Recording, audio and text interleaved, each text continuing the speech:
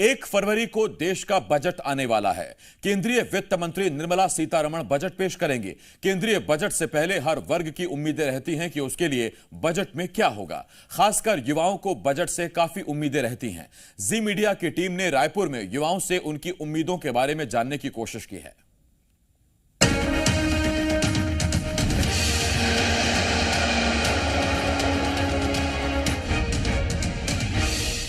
1 फरवरी देश के लिए खास है। खास इसलिए है क्योंकि केंद्रीय वित्त मंत्री निर्मला सीतारमण देश का बजट प्रस्तुत करने जा रही है और देश के बजट में हर वर्ग की उम्मीदें होती हैं कि किस तरह से हर वर्ग को लाभ मिले, और यही उम्मीदें जो है युवा वर्ग भी साधता है, क्योंकि जिस तरह से बजट प्रस्तुत होता है उस बजट में युवाओं का भी विशेष ध्यान रखा जाता है। क्योंकि शिक्षा के क्षेत्र की बात की जाए, रोजगार की बात की जाए, या तमाम वो ज़रूरतें हैं, इंफ्रास्ट्रक्चर की अगर बात की जाए, यूनिवर्सिटी को लेकर बात की जाए, तमाम ज़रूरतें हैं जिसे लेकर युवाओं को सबसे ज़्यादा आवश्यकताएं होती हैं। और इस बार जिस तरह से 1 फरवरी को वित्त मंत्री निर्मला सीतारमण बजट प्रस्तुत करने जा रही हैं, उसे लेकर युवाओं को कितनी उम्मीदें हैं, आज हमारे साथ युवा ही मौजूद हैं, इनसे बात करेंगे कि कितनी उम्मीदें हैं।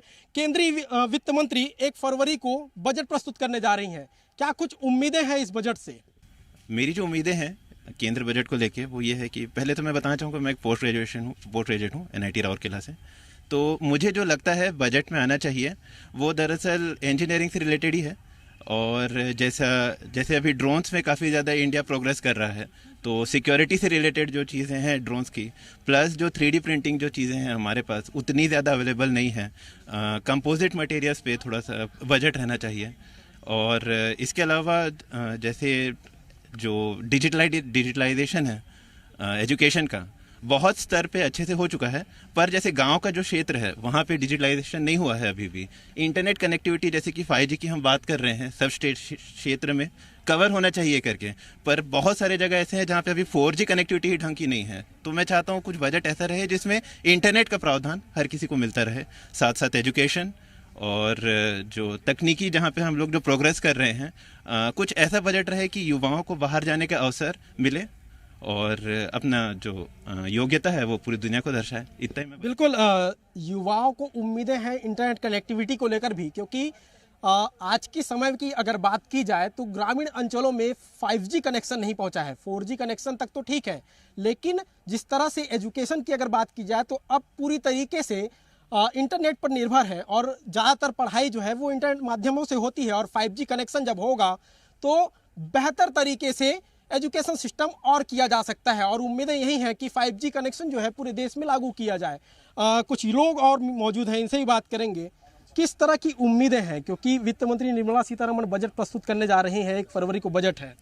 मेरे हिसाब से जो मेडिकल कॉलेज की सीट्स हैं वो इंक्रीज़ करना चाहिए, क्योंकि इस बार जो है मे बी जो कैंडिडेट्स हैं वो 20 लाख के भी ऊपर हैं और जनरल की सीट बहुत कम है, तो मेरे हिसाब से सीट्स इंक्रीज़ करना चाहिए। बिल्कुल, मेडिकल क्षेत्र की ही बात हो गई। मेडिकल क्षेत्र में जो सीटें हैं वो कम है, उसको बढ़ाया जाना चाहिए। इंफ्रास्ट्रक्चर की को लेकर भी बात करेंगे कि जो केंद्रीय वित्त मंत्री हैं वो बजट प्रस्तुत करने जा रही हैं। इंफ्रास्ट्रक्चर की अगर बात की जाए तो किस तरह से देखते हैं, क्या इंफ्रास्ट्रक्चर में जो है बेहतर पहल की जा सकती है? बिल्कुल की जा सकती है। देखिए, इंफ्रास्ट्रक्चर्स की जब हम बात करते हैं तो कॉलेजेस, यूनिवर्सिटीज़, इसके अलावा इंटरनेट कनेक्शंस वगैरह, ये सारी चीज़ें तो बहुत बेसिक हो चुकी हैं। जो मेन चीज़, मैं खुद एक मेडिकल बैकग्राउंड को बिलोंग करती हूँ, जो चीज़ मैंने महसूस की अपने ग्रेजुएशन के दौरान वो ये थी कि बहुत कुछ किया जा सकता है मेडिकल ग्रेजुएशंस या डेंटल ग्रेजुएशंस जो कर रहे हैं लोग, उनके लिए बहुत कुछ बेहतर किया जा सकता है। थोड़ा इन्वेस्टमेंट अगर मेडिकल एजुकेशन की तरफ सेंट्रल गवर्नमेंट करे, जो नए बने हुए स्टेट्स है, जैसे जो छत्तीसगढ़ है जिसको बने हुए सिर्फ 22 साल हुए, झारखंड है जिसको बने हुए सिर्फ 22 साल हुए, ऐसे जो नए स्टेट्स हैं इसमें मेडिकल एजुकेशन को अगर हम बढ़ावा देंगे तो वो सिर्फ देश के लिए ही हित में होगा, और आई थिंक उससे बहुत कुछ अच्छा हो जाएगा हमारे देश के लिए। बिल्कुल, उम्मीदें हैं युवाओं को, अलग अलग तरीके से उम्मीदें हैं, कहीं इंफ्रास्ट्रक्चर को लेकर, कहीं इंटरनेट कनेक्टिविटी को लेकर, तो कहीं और भी बहुत सारी चीज़ें हैं जिसको लेकर उम्मीदें जो हैं वो लगी हुई हैं। 1 फरवरी को निर्मला सीतारमण जो है बजट प्रस्तुत करने जा रही हैं, और युवाओं की उम्मीदों पर फिलहाल वो कितना खरा उतरेंगी ये तो बजट के बाद ही पता चल पाएगा। लेकिन जिस तरह से उम्मीदें हैं, क्या लगता है कि इस बार बजट कैसा होना चाहिए? बजट के बारे में मैं ये बोलना चाहूँगी कि यहाँ की जो यूनिवर्सिटीज़ है वो थोड़ी नेशनल लेवल पे नहीं है।